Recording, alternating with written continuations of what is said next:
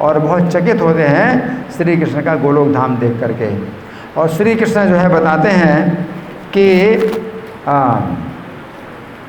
मैं अवतार लूँगा।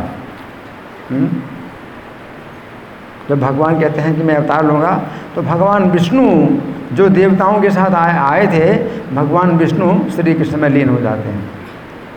उस समय नरसिंह भगवान भी आते हैं, है ना, करोड़ों सूर्यों के समान तेजस्वी, वह भी भगवान श्री कृष्ण में लीन हो जाते हैं।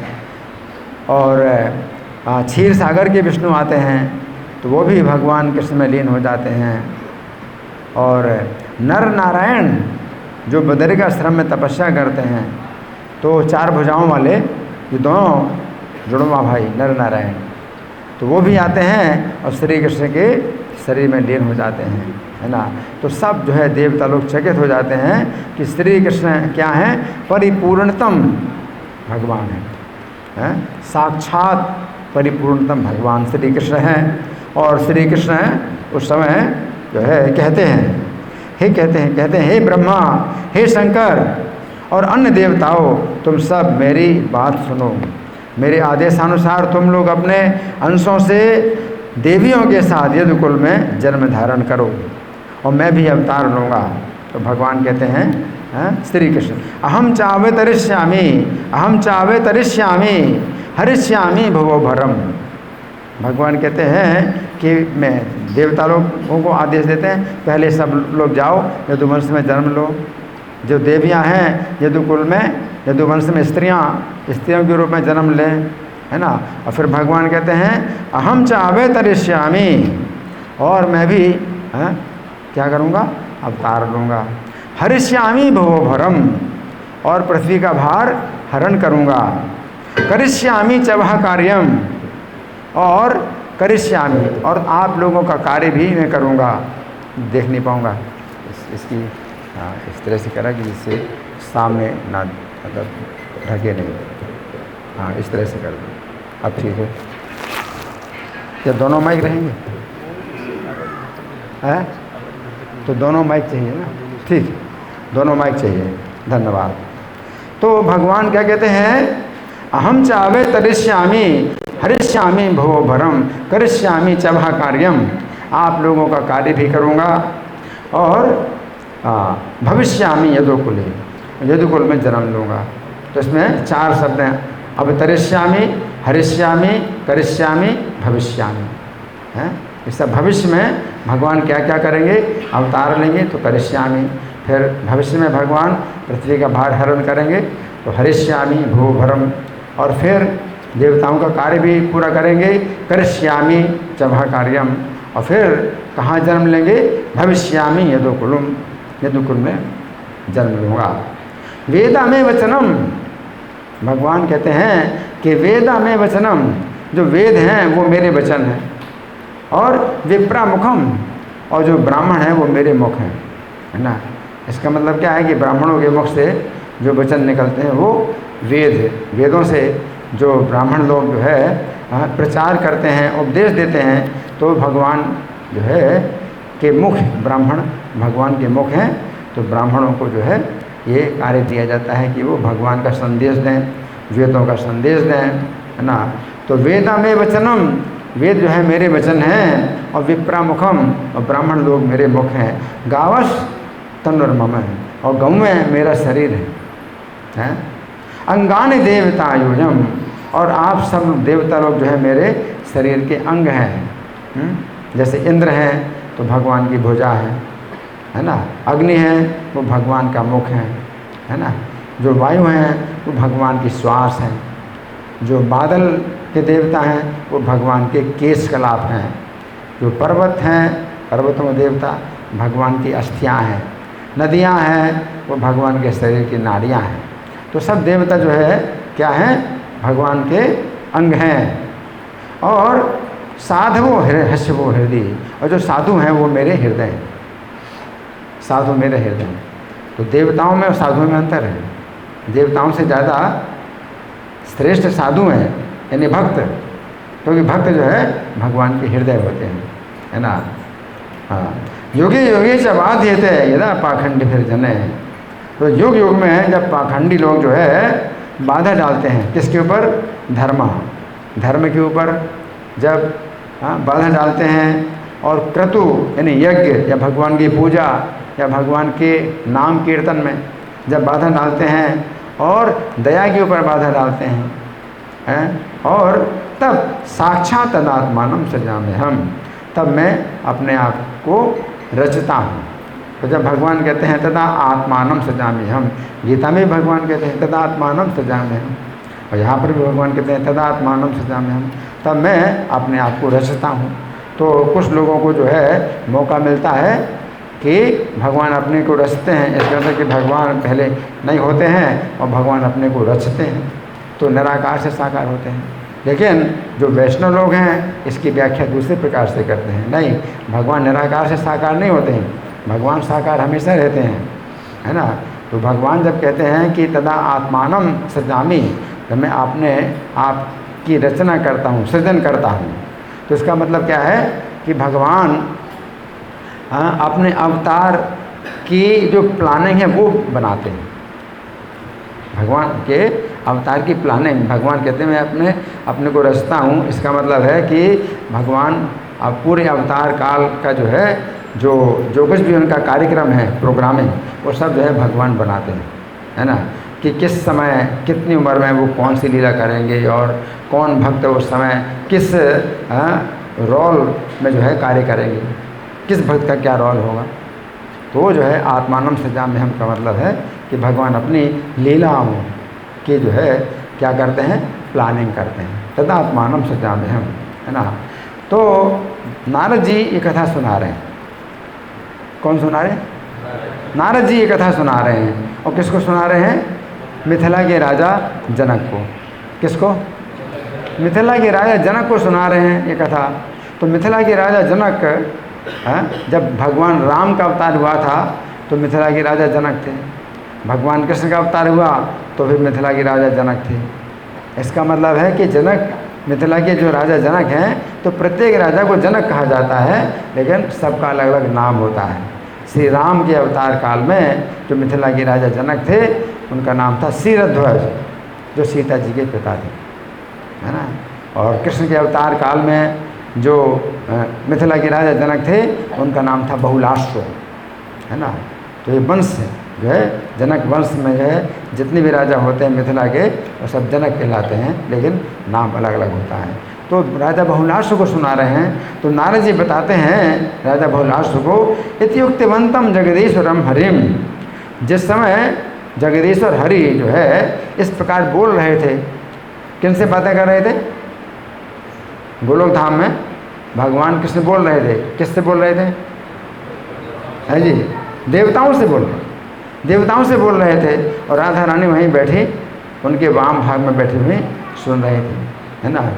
तो देवताओं से बोल रहे, तो देवताओं को बड़ा सुख मिल रहा था, भगवान कृष्ण भी आनंदित हो रहे हैं, देवता लोग भी आनंदित हो रहे हैं, और जो भक्त लोग भगवान के साथ जाएंगे गोलोक धाम के निवासी, तो वो भी आनंदित हो रहे हैं। लेकिन एक देवी हैं जो बड़ा दुख पा रही हैं, और वो कौन है? राधा रानी। राधा रानी बहुत दुख पा रही हैं, है ना। तो राधा पति प्राण वियोग भेवला, तो जो राधा रानी है वो पति के वियोग में क्या हो गई? भेवल हो गई, है ना। तो राधा पति प्राण वियोग भेवला, है ना। तो वियोग से भेवल हो गई राधा रानी। दावा न दुख लते वे मूर्छिता, और जैसे दावानल जंगल में आग लगे तो जो लता होती है वो झुलस जाती है। पेड़ों में तो आग बाद में लगती है, लताएं बड़ी जल्दी झुलस जाती हैं। तो राधा रानी जो है, कृष्ण अगर वृक्ष हैं तो राधा रानी लता के समान आश्रित हैं। राधा रानी भगवान की जो शक्ति हैं तो वो भगवान पर उसी प्रकार आश्रित हैं जैसे कि लता वृक्ष पर आश्रित होती है। तो लता में अपने आप ऊपर उठने की शक्ति नहीं होती है, वृक्ष के जो है ऊपर लिपट करके ही वो ऊपर उठती है, ऊपर उठती है। तो भगवान कृष्ण के आश्रित हैं राधा रानी, है ना। तो दावाग ने ना दुख लते भी दुख मूर्छिता, तो वो कष्ट से मूर्छित हो गई हैं। अश्रु कंप रोमांचित भाव समृता, अश्रु भर गए उनकी आँखों में, और कंपन हो गया शरीर में, और पूरा जो है शरीर रोमांचित हो गया, और इस प्रकार से वियोग में भेवल हो गई हैं। अब राधा रानी बोलती हैं, अब राधा रानी क्या बोलती हैं? भवो भरम हर तुम मलम व्रजे भुवरम कृतम परम में सपतम सुनोत्तः, कि आप पृथ्वी का भार हरण करने के लिए जाएंगे, है ना, और ब्रज में जो है आप लीलाएं करने जाएंगे, है ना। राधा रानी कहती हैं कि आप भूमंडल का भार उतारने के लिए अवश्य जाएंगे, हैं, और ब्रज में आप जो है भुवम कृतम परम में शपथम सुनोत्तः, तो आप जो है मेरी शपथ को सुन लीजिए। आप तो जाएंगे और आपका जाना निश्चित है, तो आपको कोई रोक नहीं सकता, ये मेरी शपथ आप सुन लीजिए। राधा रानी क्या कहते हैं कि मेरा तो आपके ऊपर कोई बस नहीं, मैं तो आपको कुछ नहीं कह सकती, आप तो मैं आपको मजबूर नहीं कर सकती, ये मेरी शपथ सुन लीजिए। मेरी शपथम सुनोत्तः, तो हे गते तो ही प्राणपते, हैं, तो हे प्राणपति, आप जब चले जाएंगे चविक्रम कदाचित नैव न धारे अत्रैव न धारयामि हम, मैं अपने शरीर को फिर बिल्कुल धारण नहीं करूँगी।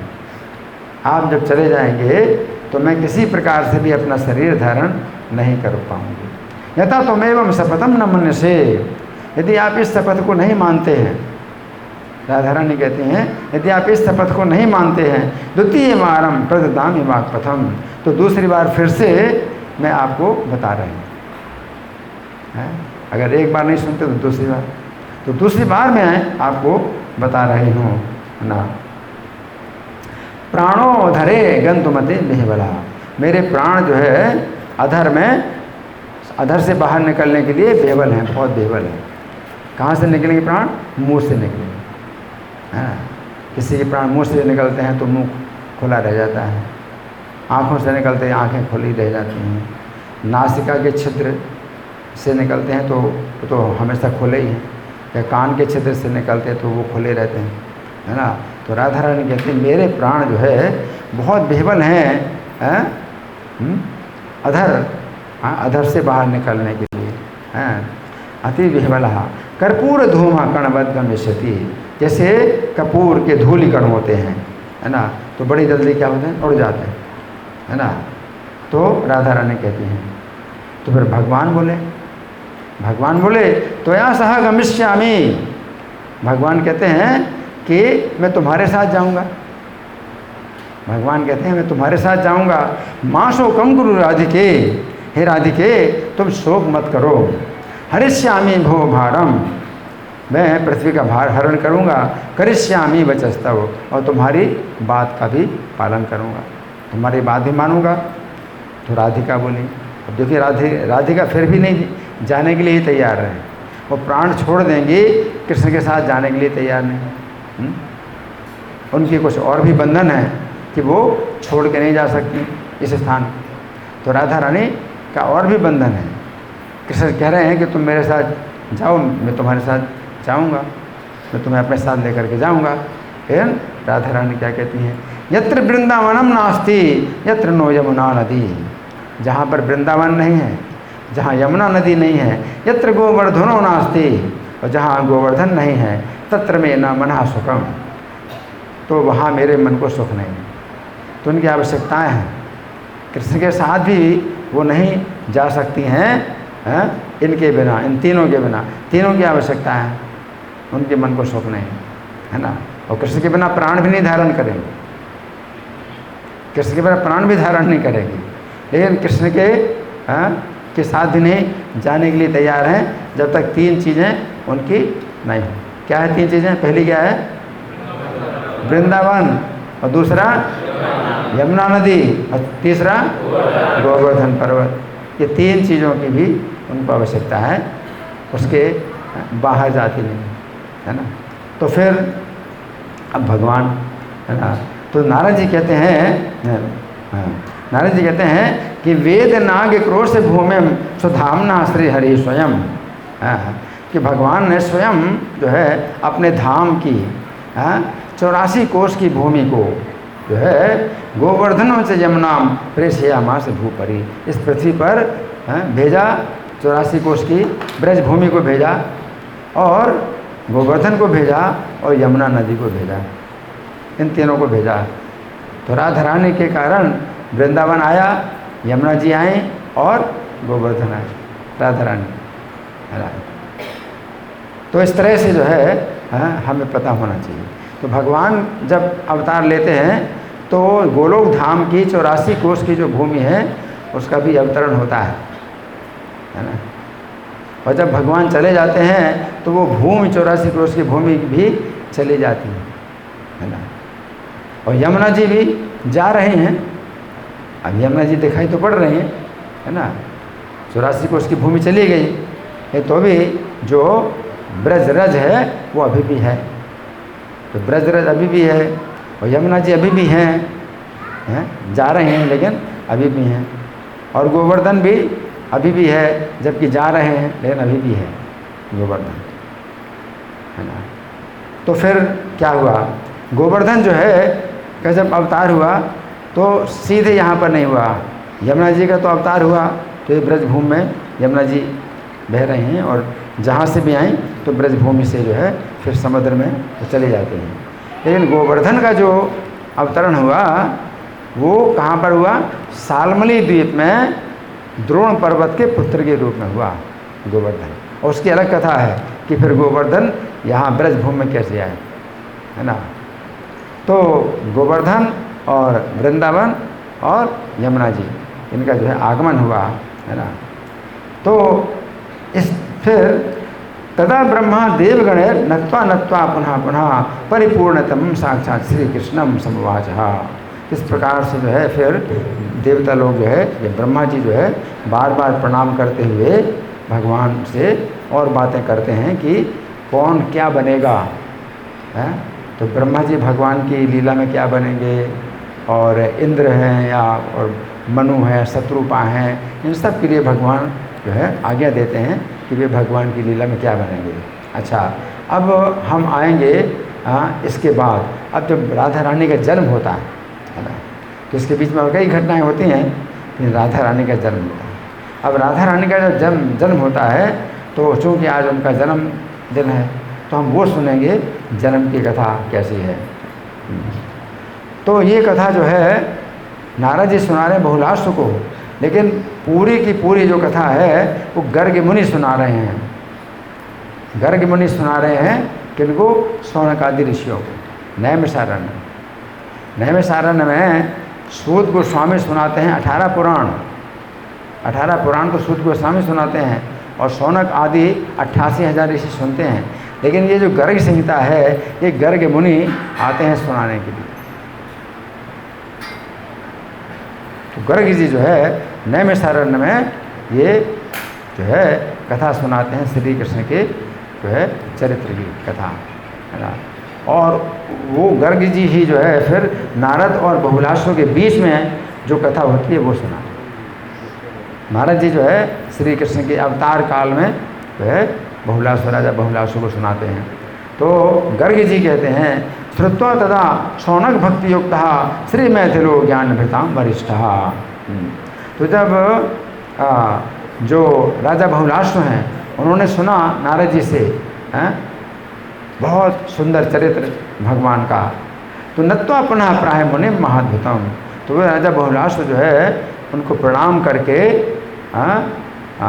महाअद्भुतम देवर्षि वर्यम हरि भक्ति निष्ठा, जो महाअद्भुत देवर्षि में जो शिरोमणि है नारद जी, नारद जी को क्या कहा गया है, महाअद्भुत देवर्षियों में शिरोमणि नारद जी। तो राजा बहुलाशु जो है उनको प्रणाम करते हुए और बोलते हैं हरि भक्ति निष्ठा, हरि भक्ति में निष्ठा प्राप्त है। कौन, राजा बहुलाशु है ना।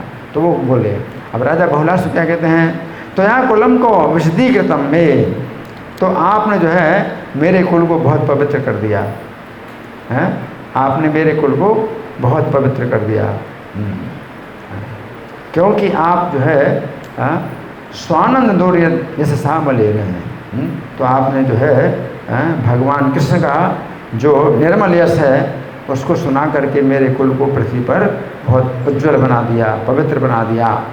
श्री कृष्ण भक्त क्षण संगम ये न, और तो श्री कृष्ण के भक्त का अगर क्षण भर भी संगम हो, एक क्षण कितना होता है? 4 मिनट। कितना? 4 मिनट होता है। अगर कृष्ण भक्त का क्षण भर भी संग हो, यानी 4 मिनट का संग हो, तो जनों पे सत्स्याद बहुना के मनुष्य, तो कोई भी साधारण व्यक्ति है वो भी महात्मा बन जाता है। 4 मिनट के सत्संग से, भक्त कृष्ण भक्त के संग से जो सामान्य व्यक्ति भी क्या बन जाता है? सत्पुरुष बन जाता है, महात्मा बन जाता है। श्री राधया पूर्ण तमस्तु साक्षात, तो जो श्रीमती राधा रानी है तो वे जो है साक्षात ब्रजे किम चरितम चकार है ना। तो भगवान साक्षात राधा के साथ जो है प्रकट हुए पृथ्वी पर, तो ब्रजे किम चरितम चकार है, तो राधा के साथ में भगवान कृष्ण क्या चरित्र किए। तद्ब्रूहि में देव ऋषि ऋषिश है, तो हे देवर्षि और ऋषियों के ईश्वर, नारद जी क्या हैं? देवताओं में ऋषि हैं, देवर्षि हैं और ऋषियों के ईश्वर हैं। तद्ब्रूहि में देव ऋषि ऋषिश त्रिताप दुखात परिपाहि माम, आप मुझे ये चरित्र वर्णन करिए और इस प्रकार से तीनों प्रकार के तापों के दुख से मेरी रक्षा कीजिए। इसका मतलब क्या है? भगवान कृष्ण का चरित्र, राधा रानी का चरित्र, ये क्या होता है? तीनों प्रकार के तापों के दुख से रक्षा करता है ना। तो आपको क्या करना है? केवल सुनना है ना, कान खोलना है। जब कथा हो तो कान खोल करके सुनिए। नारद जी कहते हैं धन्यम कुलम या निमिना नृपेण, हे राजन ये तुम्हारा कुल धन्य है, क्योंकि राजा निमि ने इसको जो है क्या किया है? पवित्र किया। निमि का वंश,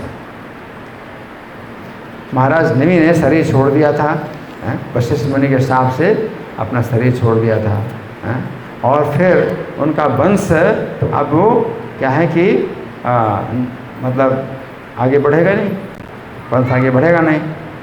तो फिर राजा निमि के शरीर का मंथन किया गया और उस मंथन से जो पुरुष निकला वो मिथिल नाम से प्रसिद्ध हुआ, और उन्होंने जो नगरी को बसाया वो मिथिला नगरी कहलाई, और वो जो है जनक भी कहलाए, क्योंकि वंश को जो है अब पिता वही बने हैं, यानी वंश को आगे बढ़ाने वाले, तो जनक कहलाए वो, तो मिथिल भी कहलाए, जनक भी कहलाए हैं।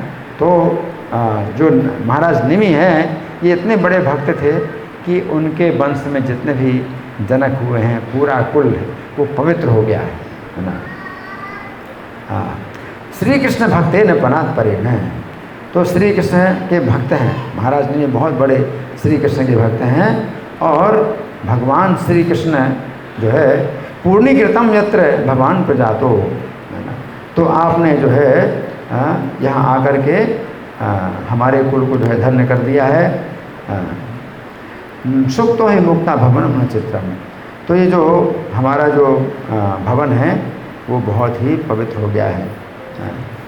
फिर अथ प्रभु तस्य पवित्र लीलाम, हे प्रभु अब उन भगवान श्री कृष्ण की जो पवित्र लीला है वो क्या करिए आप सुनाइए। सुमंगलो संतृणताम परस्य, तो जो सुनने वाले हैं उनके लिए सुमंगल है, सुंदर मंगल का विधान करती है। अभूसताम जो भवि रक्षणार्थम, तो आप जो है इस पृथ्वी की रक्षा करने के लिए आप जो है अवतीर्ण हुए हैं, संतों की रक्षा के लिए अवतीर्ण हुए हैं। न केवल हम कंस बधाए कृष्णा, और श्री कृष्ण जो है केवल कंस का वध करने के लिए ही केवल प्रकट नहीं हुए, बल्कि क्या पूरी पृथ्वी की रक्षा के लिए प्रकट हुए। अतः अथैव राधाम वृषभानुपत्न्याम आविष्ट रूपम महसा पराख्यम, तो अब भगवान श्री कृष्ण ने राधा रानी को वृषभानु की पत्नी में जो है आवेशित कराया, महसा पराख्यम, और वृषभानु की पत्नी कीर्ति रानी के घर में प्रवेश कराया। कलिंदजा कुल निकुंज देशे, तो कलिंदजा का मतलब है यमुना, तो यमुना के तट पर जो निकुंज प्रदेश है और एक सुंदर मंदिर में राधा रानी अवतीर्ण हुई। कलिंदजा कुल निकुंज देशे सुमंदिरे सावित्रताय राजन, तो एक बहुत सुंदर मंदिर में अवतीर्ण हुई। तो राधा रानी जिस घर में अवतीर्ण होती है उसको मंदिर कहा जाता है ना। सुमंदिरे सावतता राजन, वो अवतार अवतीर्ण हुई। घनावृते व्योमनि दिनस्य मध्य, तो जिस समय राधा रानी का जन्म हुआ उस समय आकाश में बादल छाए हुए थे, है ना। घनावृते व्योमनि, और दिनस्य मध्य, और दिन का मध्य भाग था, है। भगवान कृष्ण का अवतार हुआ था रात्रि के मध्य भाग में, और राधा रानी का अवतार हुआ दिन के मध्य भाग में। दिनस्य मध्य भाद्रे सिते नागे तथा जसो में, भाद्र का महीना था और सित पक्ष था। सित पक्ष माने शुक्ल पक्ष, भाद्र का महीना शुक्ल पक्ष था, और नाग तिथो यानी अष्टमी तिथि चसोमी, और सोमवार का दिन था। आज कौन सा दिन है? रविवार का, तो बहुत निकट है।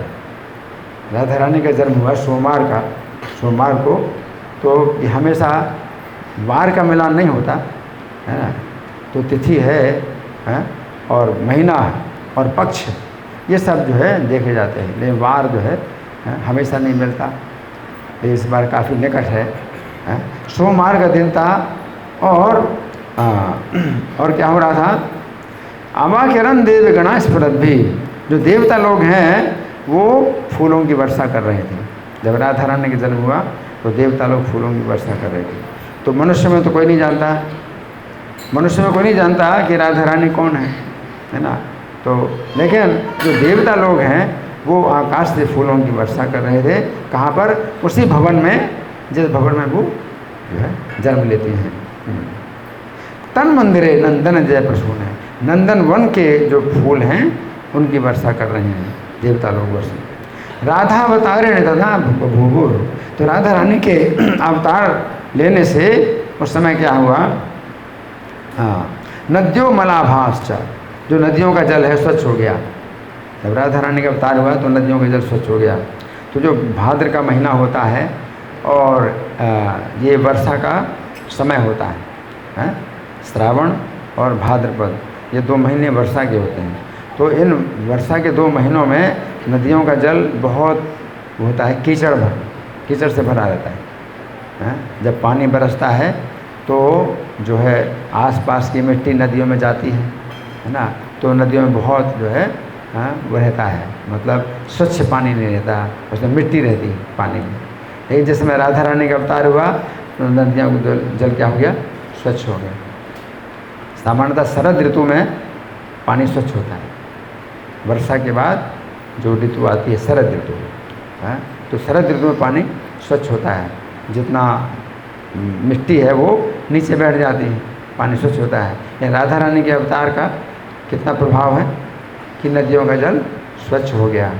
और दिशाएँ प्रसिद्ध हो, दिशाएँ प्रसन्न हो गई, निर्मल हो गई दिशाएँ, और दिशाएँ प्रसन्न हो गई, है ना। और वो मूष्ट माता अरविंद रागे, और जो वायु है वो कैसी चल रही है? अरविंद रागे, कमल की सुगंध से व्याप्त है। हवा में क्या है? सुगंध है, कमल की सुगंध है। अवा किरण मूष्ट माता अरविंद रागे सुशीतला सुंदर मंदयाना, तो वायु कैसी है? मंद है, शीतल है और सुगंधित है। 3 गुण हैं वायु में, 3 विशेषताएं वायु की। क्या क्या विशेषताएं? शीतल है और मंद है और सुगंधित है। जब राधा रानी का अवतार हुआ, है ना, तो ये सब क्या है? ये प्रकृति जो है क्या है? स्वागत करती है। भगवान कृष्ण का अवतार होता है तो भी इसी प्रकार से स्वागत करती है, और जब राधा रानी का अवतार होता है तो भी स्वागत करती है। क्योंकि भगवान ने गीता में क्या कहा है? मयाध्यक्षेण प्रकृति सूय देश चराचरम, इस भौतिक जगत में प्रकृति मेरी अध्यक्षता में सब चर अचर जीवों को उत्पन्न करती है ना। और ये भौतिक प्रकृति ही क्या करती है? जीवों को 3 प्रकार के कष्ट देती है। 3 प्रकार के कष्ट, आदि भौतिक कष्ट, आदि दैविक कष्ट और आध्यात्मिक कष्ट, ये जीव ही जीवों को देती है। और ये भौतिक प्रकृति 3 गुणों को भी उत्पन्न करती है। जीवों को शरीर से बांधती है। अविनाशी जो जीव है वो शरीर से बंध जाता है। जीव अविनाशी है और शरीर अनित्य है। नित्य जीव को जो है अनित्य शरीर से जो बांधते हैं वो क्या है? 3 रस्सियाँ हैं। 3 रस्सियाँ हैं। गुण का मतलब रस्सी, जो प्रकृति उत्पन्न करती है। और वही प्रकृति जो है जब भगवान कृष्ण आते हैं तो फिर क्या होती है, वो स्वागत के लिए सब व्यवस्था करती है भगवान के स्वागत की। राधा रानी तो ये भौतिक प्रकृति जो है कृष्ण को पहचानती है, राधा रानी को पहचानती है, सामान्य लोग नहीं पहचान पाते।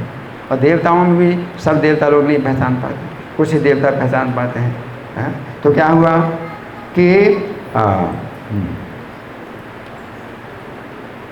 सुताम शरदचंद्र सदाभिरामा। अब कीर्ति जो माता है, कीर्ति जो माता हैं वो अपनी कन्या को देखती हैं, क्या देखती हैं कि शरदचंद्र सदाभिरामा, कि 100 शरद ऋतु के 100 चंद्रमा के समान सुंदर कन्या है ना।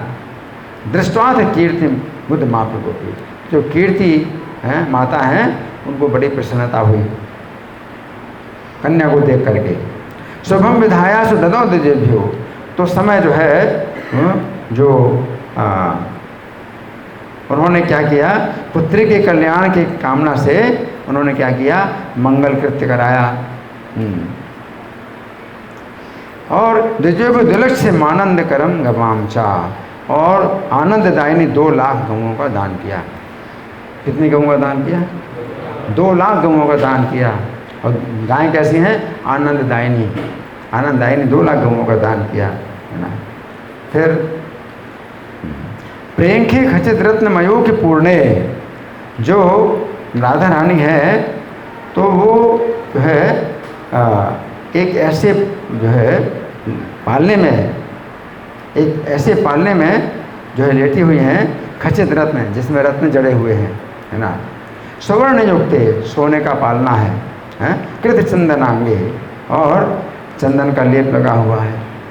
आंदोलिता सा विवृधि सखी जने, और उनको झुलाया जाता है, सखियों के द्वारा झुलाया जाता है।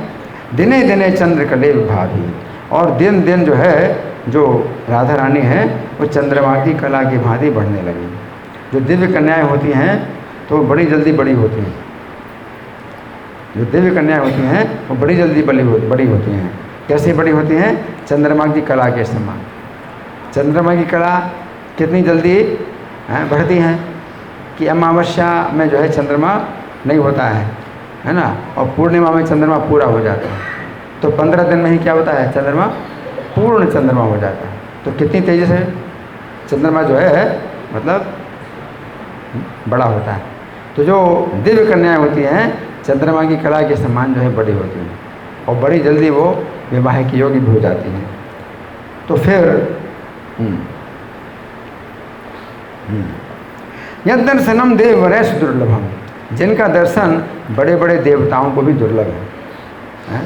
अगर भगवान कृष्ण दर्शन देते हैं कभी, तो भगवान कृष्ण का दर्शन तो कोई जान पाता है, लेकिन राधा रानी का दर्शन सबको नहीं प्राप्त होता, है ना। गीता में भगवान कृष्ण अपना तत्व बताते हैं, गीता में भगवान अपना तत्व बताते हैं, राधा रानी का तत्व नहीं बताते हैं। राधा रानी का तत्व और ज़्यादा गुप्त है ना। तो बहुत से देवता लोग कृष्ण के अवतार को जान पाते हैं, है ना। वो भगवान आए पृथ्वी का भार उतारने के लिए, लेकिन राधा रानी के अवतार को सब देवता नहीं जान पाते। बड़े बड़े देवता, बड़े बड़े देवताओं को भी जिनका दर्शन दुर्लभ है, तो यहाँ बताया गया है यद दर्शनम देव वने सुदुर्लभम गैरमाप्तम जन्म जन्म कोटि भी, तो करोड़ों जन्मों के बाद भी जो है जिनका दर्शन नहीं होता है ना। तो ये बताया गया है कि राधा रानी सैकड़ों जन्मों तक तप करने पर भी जिनकी झांकी नहीं होती है, वे राधा रानी कहाँ पर हैं, वृषभानु मंदिरे सभी ग्रहाम ताम वृषभानु मंदिरे। तो पूर्ण रूप से राधा रानी जो है यहाँ प्रकट हुई हैं, कहाँ पर, वृषभानु के यहाँ पर, वृषभानु मंदिरे ललंदी लोका ललना प्रलालन है। और जिस समय जब उनका जन्म हुआ तो साधारण लोग भी जो है उनका दर्शन कर रहे हैं। ये सौभाग्य, चाहे ना भी पहचान पाएँ कि राधा रानी है, लेकिन साधारण लोग भी दर्शन कर रहे हैं, किस रूप में, वृषभानु की पुत्री के रूप में। तो ये बहुत बड़ा सौभाग्य है, अगर कोई ना भी जाने तो ये बहुत बड़ा सौभाग्य है। श्री रास रंग से विकास चंद्रिका तो रास रंगस्थली को प्रकाशित करने वाली ये चंद्रिका है। दीपावली भी वृषभानु मंदिरे, वृषभानु मंदिर की दीपावली, यानी दीपावली में क्या होता है, प्रकाश पैदा होता है। तो आजकल तो जो बिजली है, ट्यूबलाइट है, इनसे प्रकाश होता है। लेकिन पहले ट्यूबलाइट नहीं होती थी, बिजली नहीं होती थी, तो घरों को प्रकाशित करने के लिए क्या होता था, दियों की पंक्ति जलाई जाती थी। तो जो राधा रानी है वृषभानु के घर में प्रकाश करने वाली दीपावली है।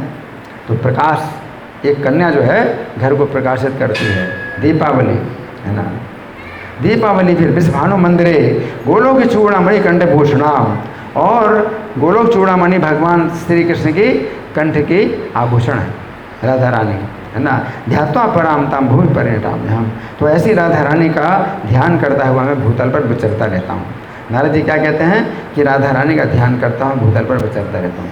तो राधा रानी का ध्यान करते हैं नारद जी, ये राधा रानी का तत्व तो सबको नहीं बताते। नारद जी प्रचारक हैं, बहुत बड़े प्रचारक हैं।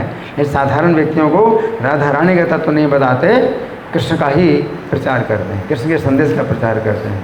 ये ध्यान किसका करते हैं, राधा रानी।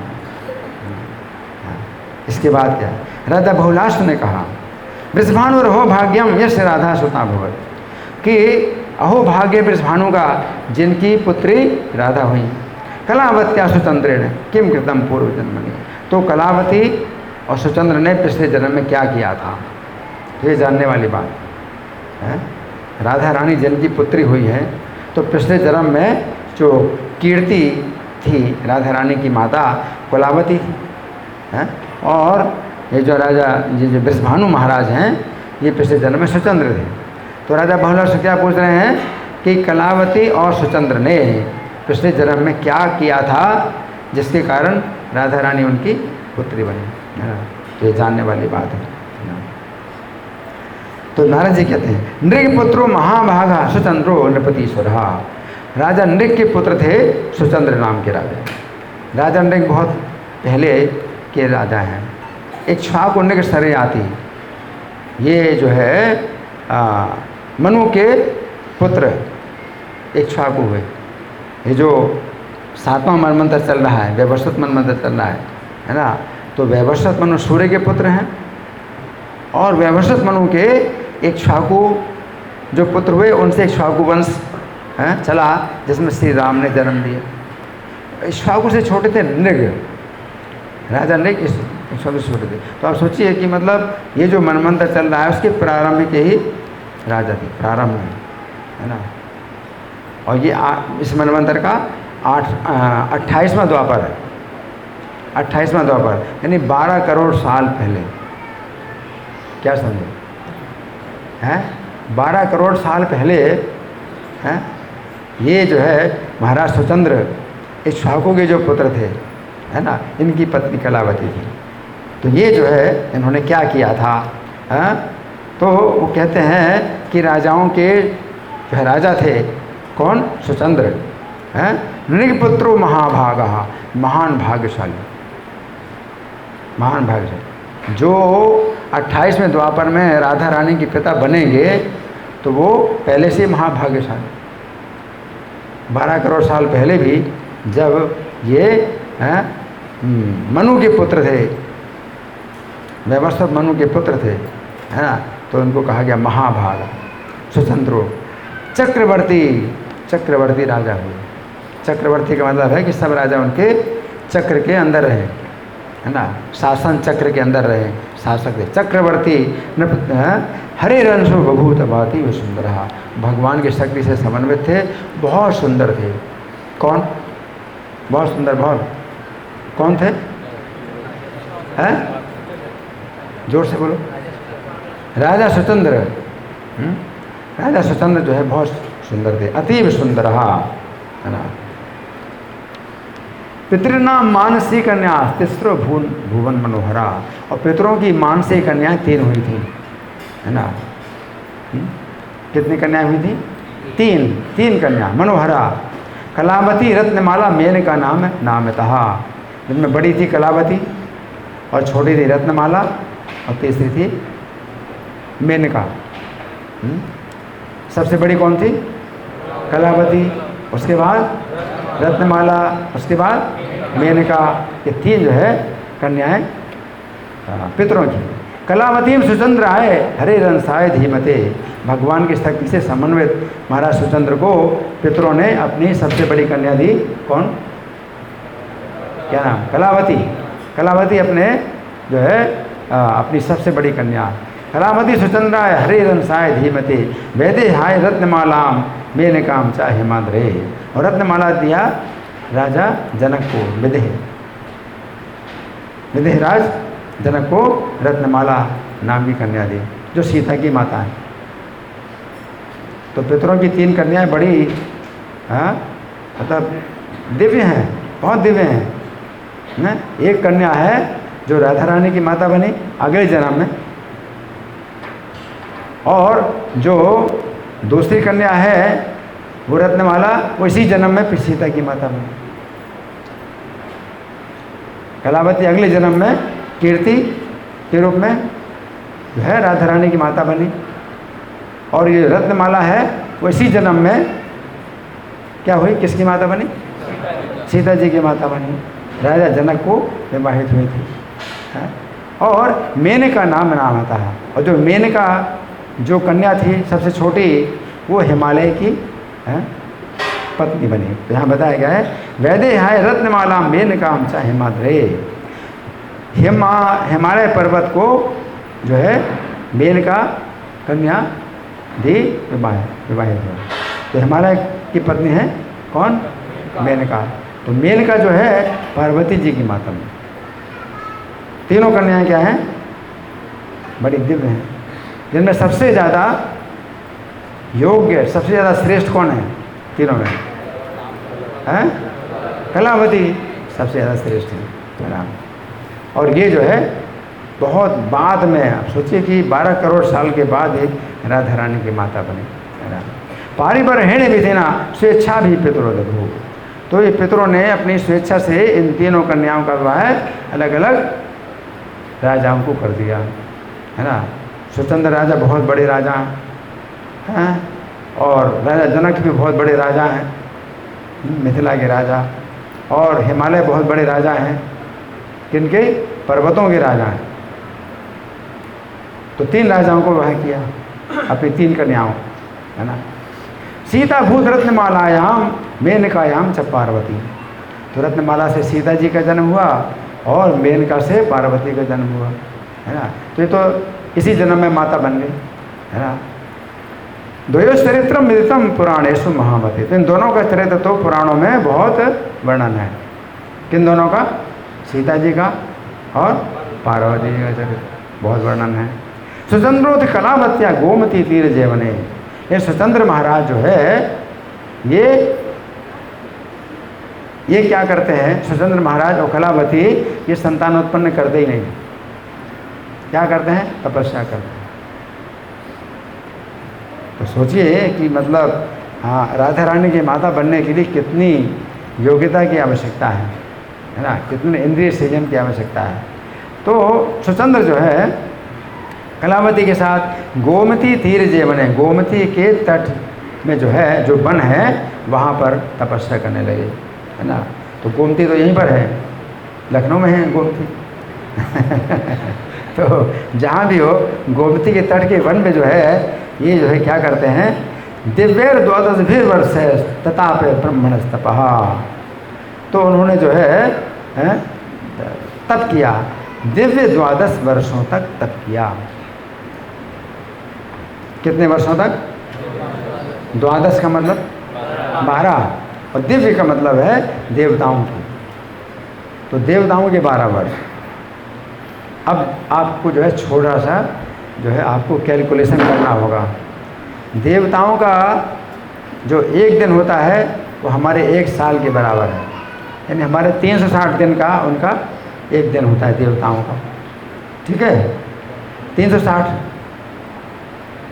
हमारे 360 दिन, देवताओं का 1 दिन, ठीक है। तो हमारे 360 1 साल के बराबर हो गए, हमारा 1 साल उनका 1 दिन है ना। तो उनके 12 साल, ठीक है, देवताओं के 12 साल, तो तो हमारे कितने होंगे? देवताओं का 1 साल, अभी देवताओं का 1 साल निकालो, देवताओं का 1 साल, हमारा कितना होगा? है कितना होगा? हमारे 360 दिन देवताओं के 1 दिन के बराबर है। ठीक है, तो फिर जैसे दिन है उसी प्रकार से वर्ष भी आप समझ लो कि हमारे 360 साल उनका 1 साल के बराबर है कि नहीं? 360 हैं? नहीं तो अभी यही कहा गया कि मैं कथा करता रहूँगा, कोई नहीं उठेगा। दर्शन करेंगे। ये बात हुई है कि बैठे बैठे ही दर्शन कर सकते हैं, कथा नहीं बंद होगी। ये कहा गया है कथा बंद नहीं होगी, सब लोग बैठे रहेंगे और ये दर्शन खुलेगा और बंद हो जाएगा। ये निश्चित हो चुका पहले से। तो दर्शन जो है वो खुलेगा और बंद हो जाएगा, कथा बंद नहीं होगी। तो मैं क्या बता रहा था? सीधा हिसाब है, सीधा हिसाब है। देवताओं का 1 दिन हमारे 360 दिन के बराबर। ठीक है, हैं? तो फिर उनका जो 1 वर्ष है वो हमारे 360 वर्ष के बराबर होगा। सीधा है, हैं? तो उनके 12 साल, देवताओं के 12 साल को निकालने के लिए हमारे कितने साल क्या करेंगे आप? 4000, मतलब 360 में 12 से गुणा किया ना, 4200, 4320। अच्छा, धन्यवाद। 4300 वर्ष, 4320 वर्ष तक उन्होंने तपस्या की मनुष्यों के हिसाब से। 4320 वर्षों तक उन्होंने तपस्या की। किन्होंने तपस्या की? जय हो श्री राधा। बैठे रहिए, जय हो श्री राधा रमन बिहारी की जय। बैठे रहिए। अब मैं जो बता रहा हूँ उसका जो है विचार करो कि सुचंद्र और कलावती ने, है ना, तो राधा रानी के दर्शन तो मिल जाता है इतनी आसानी से। ये राधा रानी पुत्र के रूप में इतनी आसानी से नहीं मिलेंगे। आपको कितना करना पड़ेगा तपस्या बताओ? 4320 वर्षों तक तपस्या करनी पड़ेगी, दर्शन तो मिल जाएगा, लेकिन अगर पुत्री बनाना है तो क्या करना पड़ेगा? 4320 वर्षों तक तपस्या। और कैसी तपस्या है? सुनो कैसी तपस्या की उन्होंने। दिव्य 12 वर्ष तथा पे ब्रह्मणस्तपः।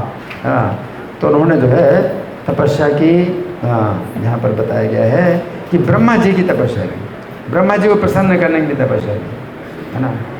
अब देखो ब्रह्मा जी को प्रसन्न करने की तपस्या की है, तो जो सामान्य असुर लोग होते हैं ब्रह्मा जी को प्रसन्न करने की तपस्या करते हैं तो किस लिए करते हैं? अपनी इंद्रिय तृप्ति के लिए, है कि हमें कोई ना मार पाए। जैसे हिरण्यकशिपु ने वर मांगा, हमें कोई ना मार पाए, रावण ने वर मांगा। लेकिन ये जो है ब्रह्मा जी की जो तपस्या करते हैं उसमें देखो क्या भाव, इनका कैसा भाव है? तो इन्होंने जो तपस्या की ब्रह्मा जी की, तो इन्होंने क्या किया सुनो। अथ विधि समागत परम वरम ब्रूहित्युवाचः। तो उस समय देव ब्रह्मा जी आए और उन्होंने कहा वरम ब्रूहि। क्या शब्द बोला? वरम ब्रूहि। वरम माने वरदान और ब्रूहि माने बोलो, यानी तुम बोलो क्या वरदान चाहिए। तो संस्कृत में क्या बोलते हैं? वरम ब्रूहि। थोड़ा थोड़ा संस्कृत भी आपको अगर सिखाया जाए तो अच्छा है ना, थोड़ा सीखोगे। वरम ब्रूहि, ब्रह्मा जी ने क्या कहा? वरम ब्रूहि मतलब बोलो क्या वर चाहिए है। तो संस्कृत में इतना थोड़ा सा शब्द होता है वरम ब्रूहि। हाँ ऊपर उठा देंगे। तो थोड़ा सा शब्द होता है, बड़ी बात जो है कहने के लिए संस्कृत में थोड़ा शब्द होता है, और हिंदी में इंग्लिश में ज़्यादा शब्द बोलने पड़ते हैं, है ना। हिंदी में क्या कहेंगे? बोलो वर क्या चाहिए, क्या वर चाहिए? वरम ब्रूहि उवाचः श्रुत्वा वाल्मीकि देशाच्च निर्यव दिव्य रूप धरे। तो दोनों के दोनों जो है चींटी के बांबी से निकले और दिव्य रूप धारण कर लिया। मतलब क्या हुआ कि इतने समय में तपस्या करते हुए, बैठे बैठे तपस्या करते हुए, ना खाया और ना पिया, और पूरे शरीर में क्या हो गया कि जो दीमक होती है, दीमक लग गई। और दीमक ने पूरा शरीर का मांस और खून सब खत्म कर दिया और दोनों के दोनों शरीर में क्या हो गए, ये बांबी बन गए हैं, मतलब चींटियों ने घर बना लिया, दीमक ने घर बना लिया, है ना। तो दीमक चढ़ गई थी। तो दोनों जो है, जब ब्रह्मा जी ने कहा वरम ब्रूहि, तो उनकी आवाज़ से ही जो है उनका शरीर दिव्य हो गया और बांबी के अंदर से निकल आए। ये आश्चर्य है ना ब्रह्मा जी। अब ब्रह्मा जी ने अपने कमंडल से जल छिड़का हो या वैसे ही बोला हो, जो भी ब्रह्मा की आवाज़ में भी इतनी शक्ति थी कि वो जो है बांबी से बाहर निकले, दिव्य रूप धारण करके बांबी से बाहर निकले। 4320 साल तक क्या क्या किया उन्होंने, बैठे रहे, ना खाया ना पिया, तपस्या की। और ब्रह्मा जी ने जब कहा वरम ब्रूहि, तो चींटियों के बिल से बाहर निकले, दिव्य रूप धारण करके निकले, बिल्कुल नया शरीर प्राप्त हो गया, है ना। तो फिर ये है इसमें कि श्रुत्वा वाल्मीकि देशाच निर्यव दिव्य रूप धरे, है ना। फिर तम नत्तो वाच में भूयात दिव्यम मोक्षम परात्परम। तो उनको ब्रह्मा जी को नमस्कार करके, जो सुचंद्र थे महाराज, उन्होंने कहा कि मुझको दिव्य मोक्ष दीजिए, परे से परे दिव्य मोक्ष दीजिए, ब्रह्मा जी ने कहा। तो दिव्य मोक्ष है, परे से परे दिव्य मोक्ष का मतलब क्या है, वो ब्रह्म ज्योति में जो मतलब क्या होता है, निराकार ज्योति में जो है मिल जाना, ब्रह्म सायुज्य जिसको बोलते हैं, ब्रह्म सायुज्य मिल जाना। तो वैष्णवों के लिए वो जो है मुक्ति नरक के समान है, कैवल्यम नरकाय थे, कैवल्य मोक्ष। तो सुचंद्र ने जो है कैवल्य मोक्ष मांगा ब्रह्मा जी से, है ना। तो उस समय क्या हुआ, तत्श्रुत्वा दुखिता साध्वी विधिम प्राह कलावती। तो उनकी अपने पति की बात सुन करके, पत्नी को पता नहीं था कि पति क्या चाहते हैं, तो पति की बात सुन करके कि ब्रह्मा जी से ये कैवल्य मोक्ष पाना चाहते हैं, तो कलावती जो है बड़ी दुखी हुई। क्यों, साध्वी है। साधु पुरुषवाचक होता है और साध्वी स्त्रीवाचक होता है। तो साध्वी देवी है, साध्वी देवी है, तो वो जो है क्या हुई, दुखिता, ये सुन करके दुखिता हो गई, है ना। विधिम प्राह कलावती, कलावती ने जो है ब्रह्मा जी से कहा। तो आप लोग सुनिए बड़े ध्यान से कि कलावती को क्यों दुख हुआ, है ना। आपको कुछ अंदाज़ा लगता है कि क्या दुख हुआ, क्यों दुख हुआ कलावती को। उन्होंने कहा मुझे कैवल्य मोक्ष चाहिए। कैवल्य मोक्ष में क्या होता है कि आप जो है अकेले आप ही अपने को जानते हैं और कुछ नहीं आप जानते, ना भगवान के संबंध में कुछ सोचते हैं, ना भगवान की सेवा को सोचते हैं, निष्क्रिय है, हाँ, ब्रह्म ज्योति में आप रहेंगे। तो कलावती बहुत दुखी हुई। कुछ साध्वी को अच्छा नहीं लगा, है ना। तो विधिम प्राह कलावती ने जो है ब्रह्मा जी से कहा। सब लोग सुन रहे हैं ना, सुन रहे हैं, हरि बोल। पति रेव ही नारी नाम देवतम परम स्मृतम। साध्वी जो कलावती है उसने क्या कहा कि पति ही जो है नारियों का परम देवता होता है, पति ही नारियों का परम देवता है। और अगर ये मोक्ष कैवल्य मोक्ष चाहेंगे तो फिर मेरा पति मेरे से दूर हो जाएगा। मेरा पति जो है, हाँ, पति ही नारियों का परम देवता होता है। यदि मोक्ष मसो जाती तदा मैं का गतिर भवे। अगर इनको मोक्ष मिल जाएगा तो मेरी क्या गति होगी। देखो जो साध्वी स्त्री है वो ऐसा सोचती है ना। तो जो सबसे अच्छा जो होता है, हाँ, जो पत्नी अपने पति के साथ ही रहना चाहती है, तो भगवान के धाम में जो वो जाते हैं और पति पत्नी साथ में रहते हैं। जैसे पृथु महाराज अर्ची महारानी वैकुंठ से आए तो पति पत्नी जो है वो वैकुंठ धाम में थे और यहाँ इस पृथ्वी में भी आए, पति पत्नी के रूप में आए। और जब चले गए तो पृथु महाराज ने शरीर छोड़ दिया और जो अर्ची महारानी थी उन्होंने अपने पति के शव को चिता में जो है रख करके और अपना दाह कर लिया और अपने पति के साथ वैकुंठ में चले गए। तो कुछ ऐसी भी स्त्रियां होती हैं अपने पति के साथ ही रहती हैं, तो वो वैकुंठ में भी जाएंगे तो अपने पति के साथ रहेंगे और वो जो है अपने पति का चिंतन करती हैं, शरीर छोड़ते हैं अपने पति का चिंतन करती हैं। तो ऐसा नहीं है कि पति का चिंतन करें तो वो जो है वो पुरुष बन जाएंगे, स्त्री भाव से चिंतन करती हैं पति का। जैसे पार्वती हैं तो सती थी, दक्ष की पुत्री पिछले जन्म में। तो जब शिव जी का अपमान हुआ दक्ष के यज्ञ में और सती महारानी जो है जब देखती हैं कि मेरा पिता जो है शिव जी का विरोधी है, शिव जी का अपराधी है, तो अपने पिता का त्याग करने के लिए उन्होंने अपने को जो है अग्नि में मतलब क्या करती अग्नि से प्रकट की और भस्म कर दिया अपने शरीर को, है ना। तो अपने पिता के द्वारा प्राप्त हुए शरीर को भस्म कर दिया और शिव जी के चरणों का चिंतन करके वो जो है वो शिव जी की पत्नी बनी। तो कोई भी स्त्री अगर किसी पुरुष का चिंतन करती है पति भाव में, तो वो जो है उसको पति रूप में ही प्राप्त करे। तो मुख्य बात ये होती है कि किस भाव का चिंतन करते हैं। भगवान कहते हैं यम यम माप स्मरण भावम तेज त्यंते कलेवरम, कि जो जिस भाव का चिंतन करता है, चिंतन करते हुए शरीर छोड़ता है तम तम में उस भाव को प्राप्त करता है ना। तो कोई स्त्री जो है अगर पति का किसी पुरुष का चिंतन करती है स्त्री भाव में, तो वो स्त्री का ही शरीर प्राप्त करेगी। ये नहीं कि भाई किसी पुरुष का चिंतन किया तो वो पुरुष बन जाए। हाँ, जैसे महाराज पुरंदर है अपनी पत्नी का चिंतन कर रहे थे तो किस भाव में, स्त्री भाव में चिंतन कर रहे थे, हैं, तो वो स्त्री बन गए, अगले जन्म में स्त्री बन गए।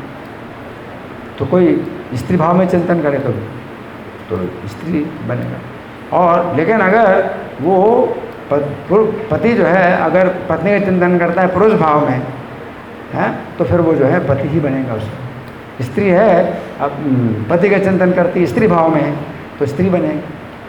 तो ये कलावती महारानी जो है ये जन्म जन्म की इनकी क्या है संगिनी है। तो ब्रह्मा जी से जो है वो मना करते हैं कि आप इनको वो मोक्ष मत देना, आप इनको केवल मोक्ष नहीं देना, ठीक है। और भगवान के जो भक्त हैं, चैतन्य महाप्रभु के भक्त हैं, जिनको चैतन्य महाप्रभु की कृपा कटाक्ष प्राप्त हो गई, उनको भी कैवल्य मोक्ष क्या होता है, कैवल्यम नरकायते, कैवल्य मोक्ष नरक के समान, है ना। तो जिनको चैतन्य की कृपा का कटाक्ष मिल गया, थोड़ी सी कृपा की दृष्टि प्राप्त हो गई है, तो कैवल्य मोक्ष जो इनको नरक के समान लगता है। तो साध्वी हैं वो, कौन साध्वी कौन है, कलावती। तो उन्होंने ब्रह्मा जी को कहा, है क्या कहा, यदि इनको मोक्ष प्राप्त हो जाएगा तो मेरी क्या गति होगी। ये न बिना न जीवामी यदि मोक्षम प्रदाशसी, यदि आप इनको कैवल्य मोक्ष देंगे तो इनके बिना मैं जीवित नहीं रहूँगी, है। तो भ्यम शापम प्रदास्यामि, आपको शाप दे दूँगी।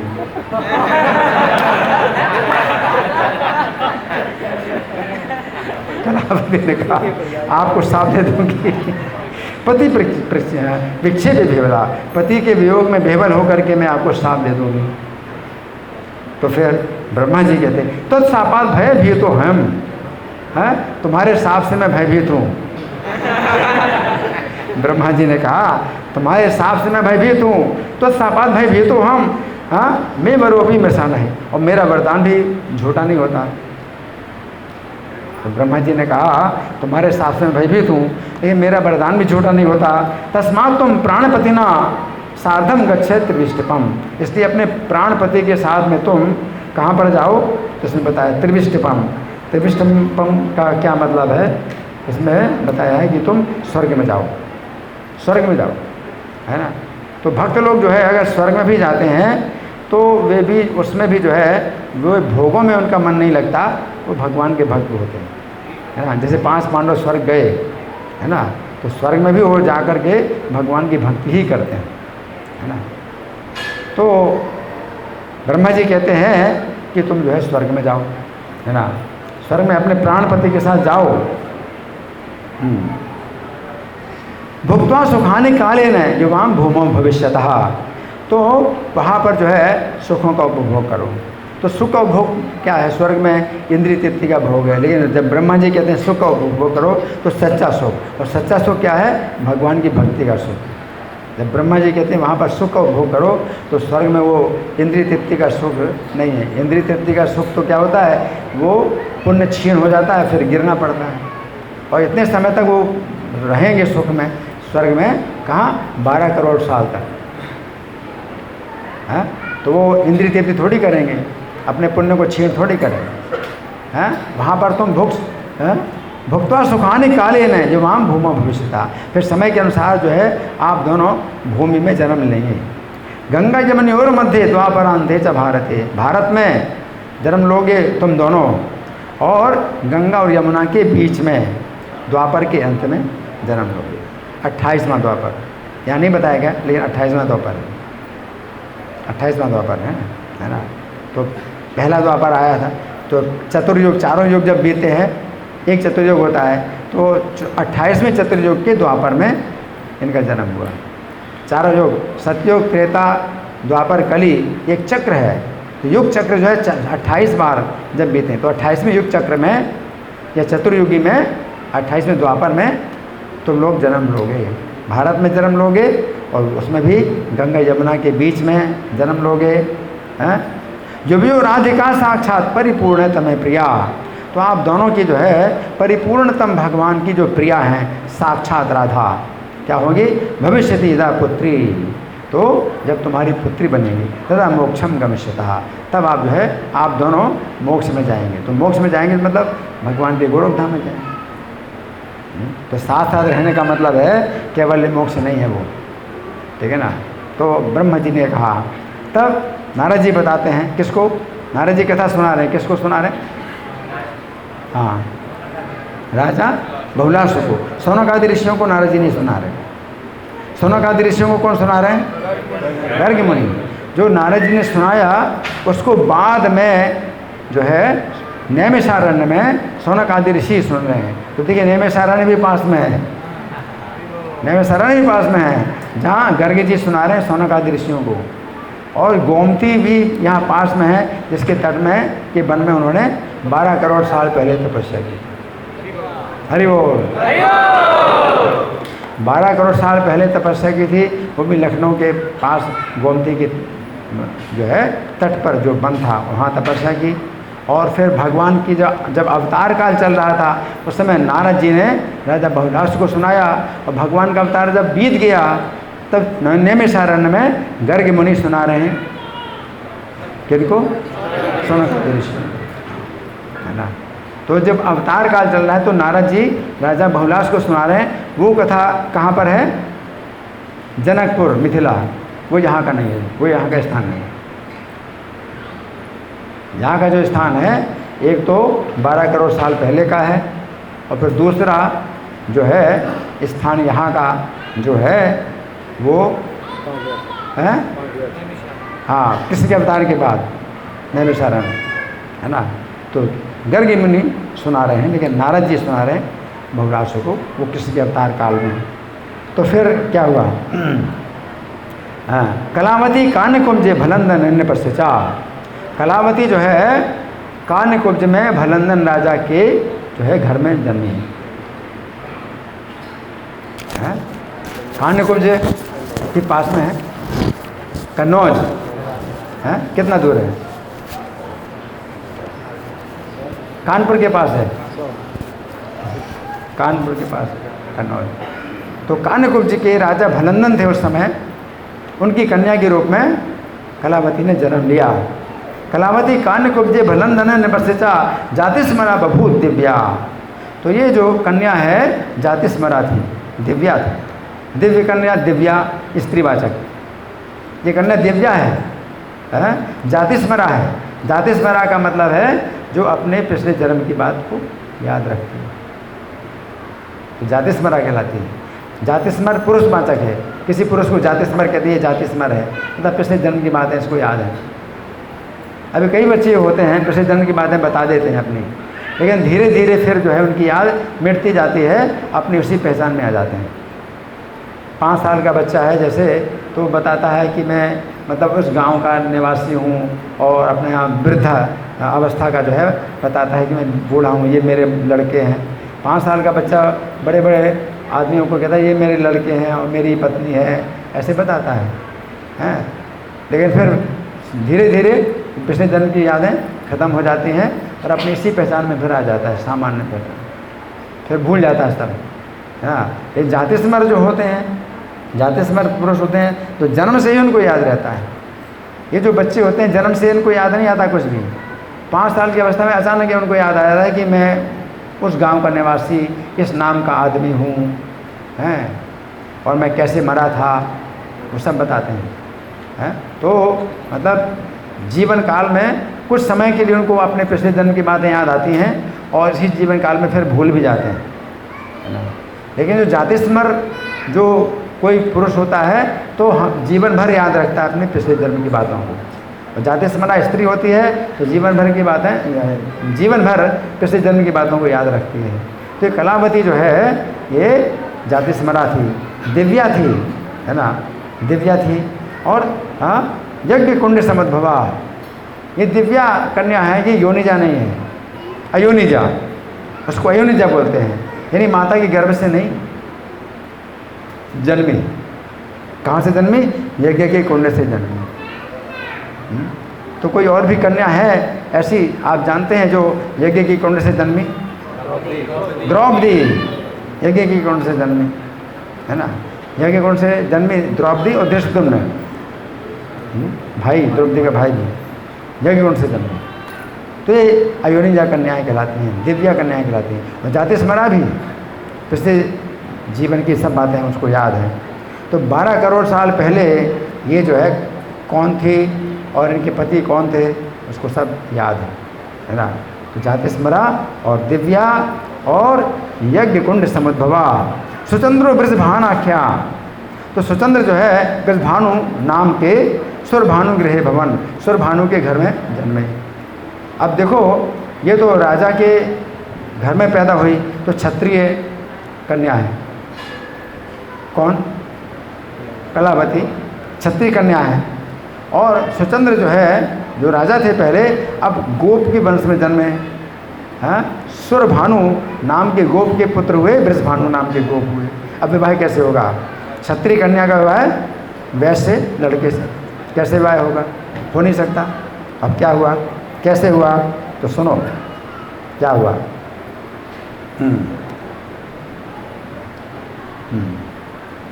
सुचंद्रो वृषभानु आख्या सुरभानु गृहे।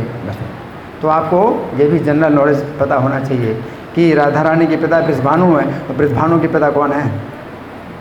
कौन है? सुरभानु। वृषभानु के पिता सुरभानु। याद करना ज़्यादा कठिन तो नहीं है ना, आसान है। और जाति स्मरो गोप बरहा, और ये जाति स्मर है।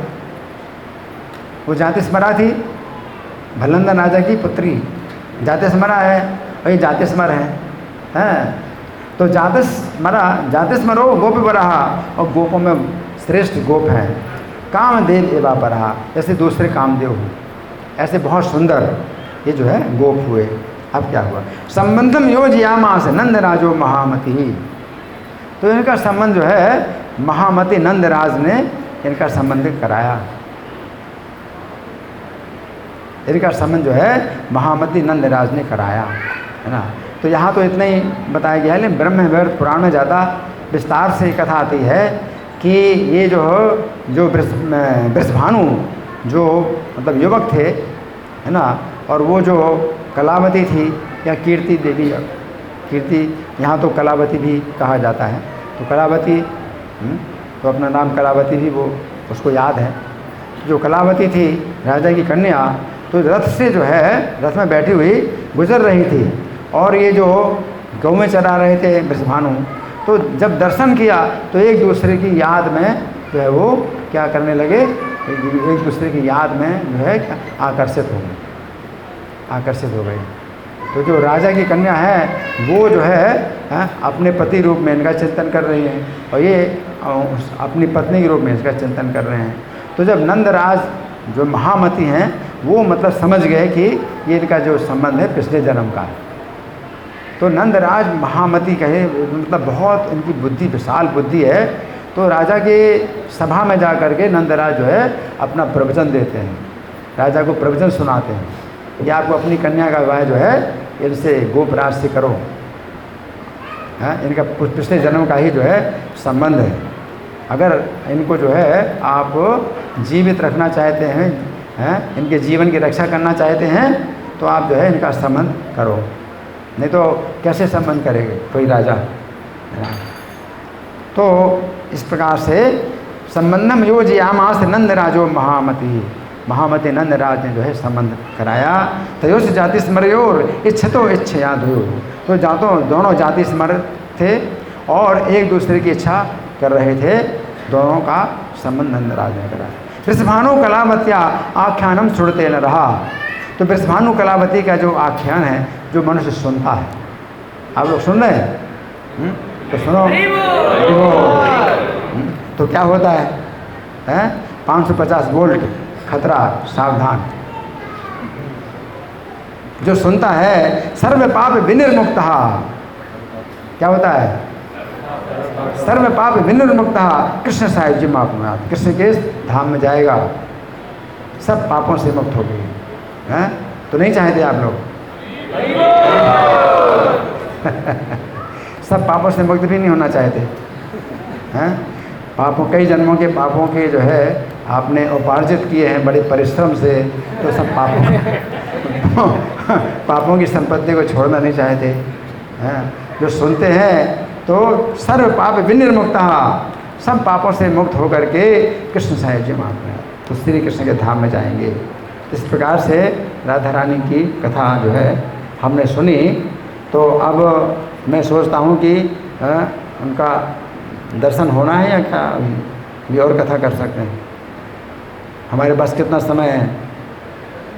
हमारे पास कितना समय है अभी कथा और करें? आज तो उपवास है ना, तो कथा कर सकते हैं या क्या कुछ प्रोग्राम है? कोई प्रोग्राम है? हो गया टाइम? थोड़ा प्रश्न कर सकते हैं इस विषय में। आपने जो सुना उसका मंथन, कोई है कुछ मंथन, कोई प्रश्न कथा का मंथन? जी बोलिए।